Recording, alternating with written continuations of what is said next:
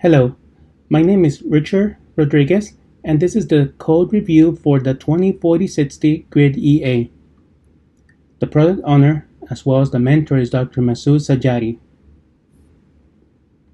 This EA uses moving averages to determine when a trend is going up, when it's going down, or when it's mixed.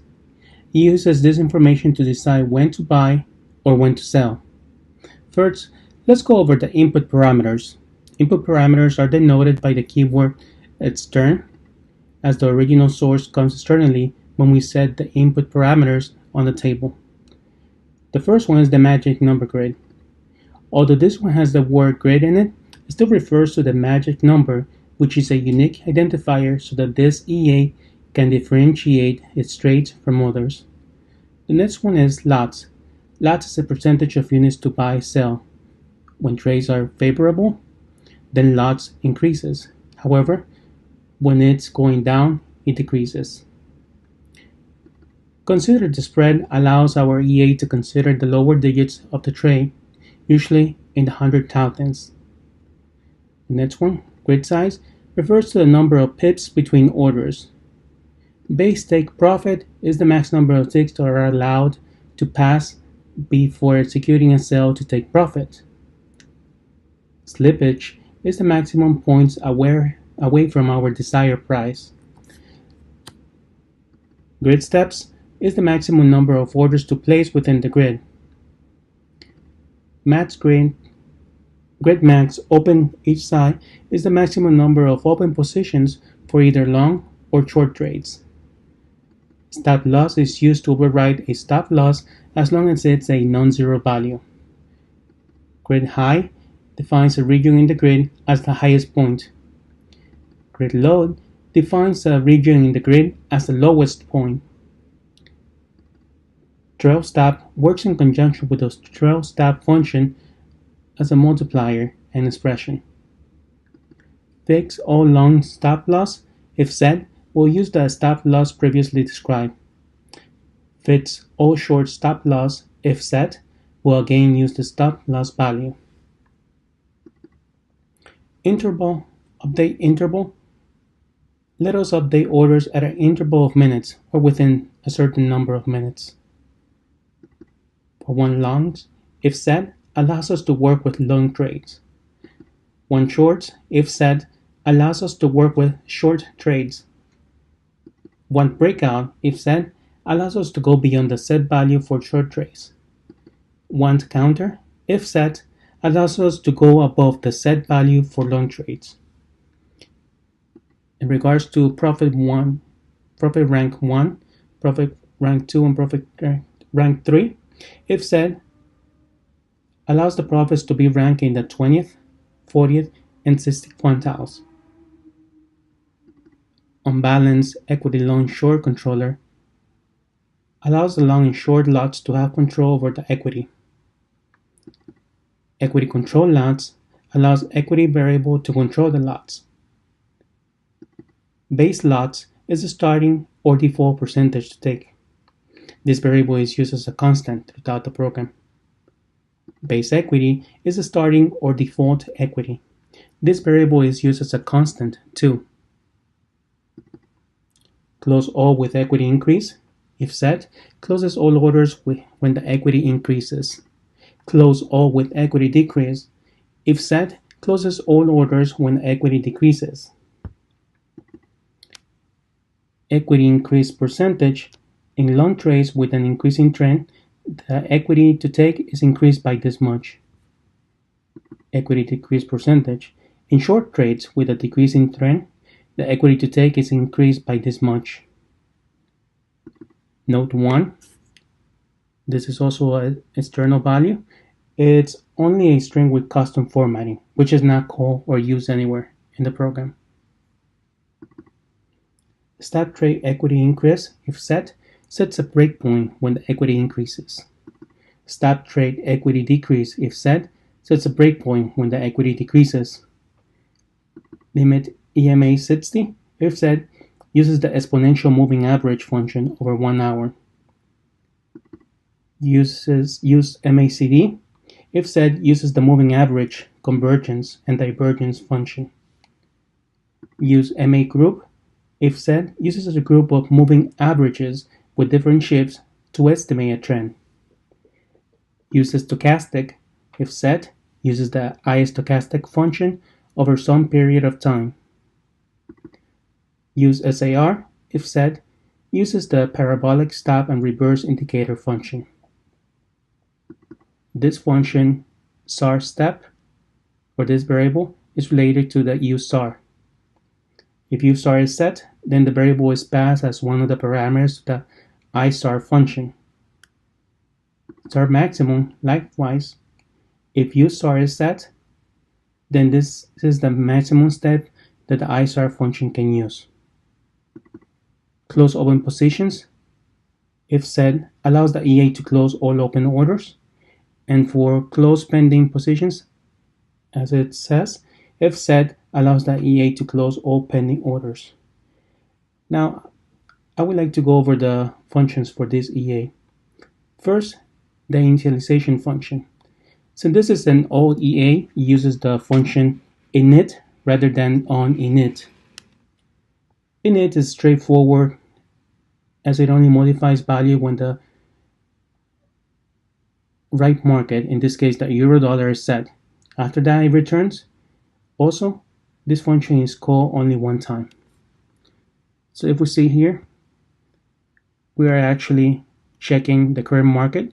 If it's the euro-dollar, then we have 5 digits, then modifies the values that have already been set, previous values, via the input parameters, and then it returns. Next, we go to the start function.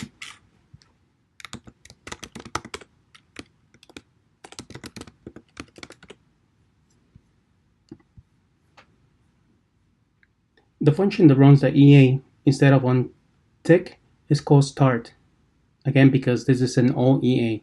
However, they have the same function. The first thing the start does is to minimize any loss by checking if we wanted to close all orders when equity increases or decreases. In this case, this point here. If that's the case, and that is set to true, then it's going to obtain the current value of the equity. And immediately closes all open and all pending orders. Next, it checks if we want to stop after the equity closes. If that's the case, then it's going to set the stop trade flag to true. In this case, the next few lines of code, or most of the lines of code, will not execute. It does the same thing with close all with on equity decrease. Basically, it's just the same thing when close all with equity decrease is set. It gets the current equity on the account, then it closes all open orders and closes all pending orders and checks the flag if we are to stop trading after the decrease. And if that's true, then it sets the stop trade flag to true. Notice that this is the main function that runs everything else. The next lines of code will only work if the stop trade flag is unset. Once the stop trade flag has been set, the EA will continue to run, but only the 2 blocks before it will execute. Those are the ones that we notice up there.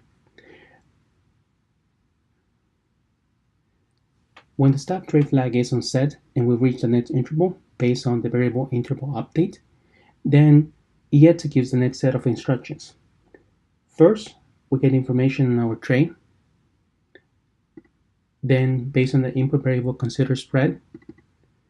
If it is unset, then spread is set to 0. Otherwise, it is set to a positive number. If we wanted to control the equity with the lots, then we get a ratio, and if the ratio is favorable,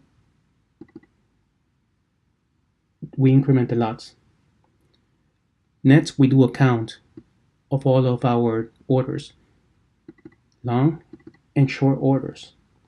If the unbalanced equity long-short control lots is set, then As long as there are at least 10 open orders and lots is positive, we reassign the long and short lots.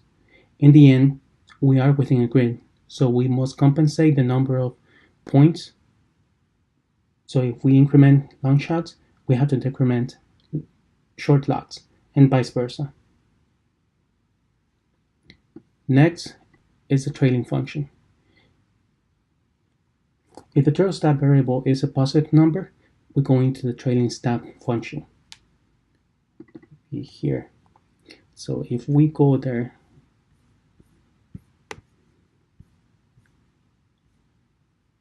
which is here, so the trailing stop function adjusts to a new stop loss when the order is trending in our favor. If we notice the first expression, trail stop loss, is greater than or equal to 5.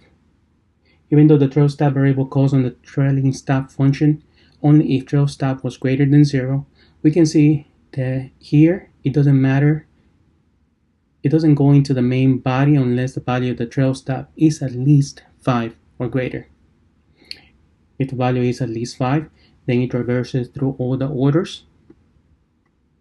If the currency of the order is the same, as it has the same magic number, first we check if it's a buy order. If it is, and the difference is greater than 5, the current market price, the current loss is less than 5 times, then we adjust the stop loss of the current order. Otherwise, if it's a sell order, we do a similar calculation by reducing the stop loss. We use the trail stop to keep the stop loss proportionally with our trade, so we can keep more. Going back here.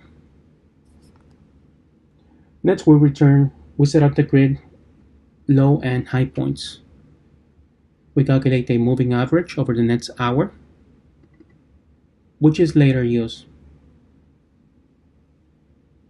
If we are using the moving average, convergence and divergence function, then we compute 3 shifts. This one's here. We use these values to identify that we have cross values, meaning that some orders were going up and later on at a later shift they were going down.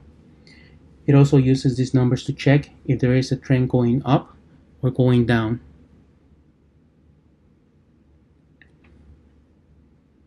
If we are using SAR, then we use the parabolic stop and reverse function to calculate the price over the next week. If the forecasted closing price is higher than the value reported by ISAR, then we want to trade longs. Otherwise, we want to trade shorts.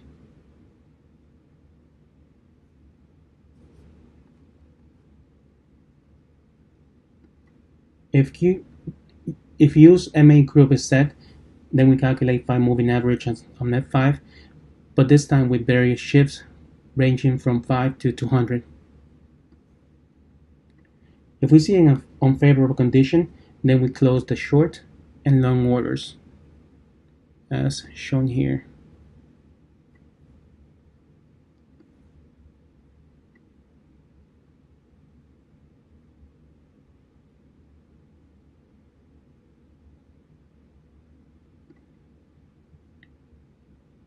The next thing we do is that we traverse through all the orders again. First, we set the trade rates. Next, if the current market conditions are in our favor, then we do nothing and continue to the next order. Otherwise, we get the ranking of the current trade. The ranking is done by the S position, and to check the S position we have to go up to line 118. And as you can see here, basically it gives us a ranking of the current order and how it ranks with the others. So it checks the proximity of the rate to what is the current. If we are using profit rank 1, profit rank 2, or profit rank 3, it will return 1, 2, or 4 respectively if there's still a positive profit. If it's too close to the same open price, then a 7 is returned, which will be ignored by the logic when we return from the function. When we return to the function,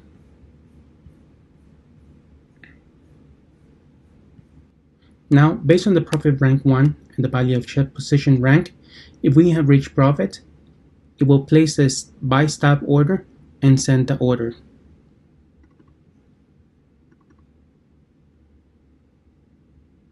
It does the same exact function for rank 2,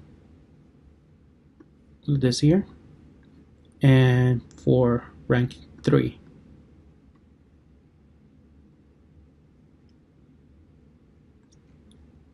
Next, we check for 1 longs. Now we are going to check with 1 shorts, and basically we are performing the same functions as we did before. We check the rank for the short trades, then based on what is returned, we go by either profit rank 1, profit rank 2, and profit rank 3. And again, these are the same functions with a minor change on the functionality, but basically they are placing a sell limit order or a sell stop order, and they are placing the order.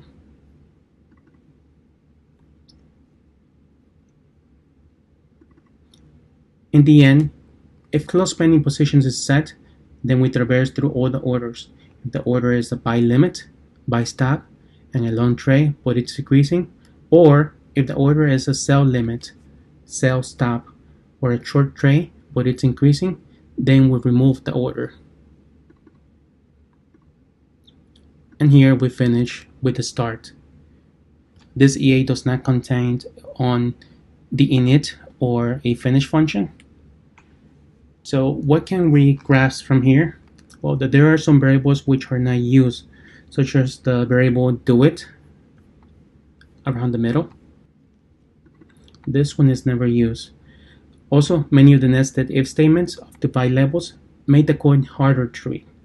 At the same time, as I mentioned while reviewing the code, some blocks of code, such as the profit ranks, can be minimized as it is repeating the same instructions over and over again.